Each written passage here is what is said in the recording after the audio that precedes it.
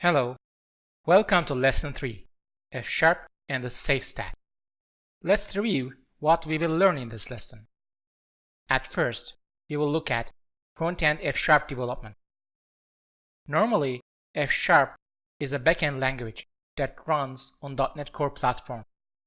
However, thanks to Fable, it is possible to transpile F# code into JavaScript and run it in the browser.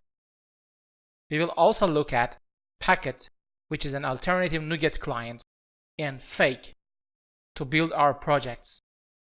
Next, we will study the Safe Stack, which enables us to develop full-stack web applications by using F#. When using Safe Stack, both client-side and the server-side are written in F#. Safe is actually an acronym for Suave or Saturn for the web framework, Azure or Amazon for the hosting, F for Fable, and E for the Elmish. In the next video, we will look at front-end F# development.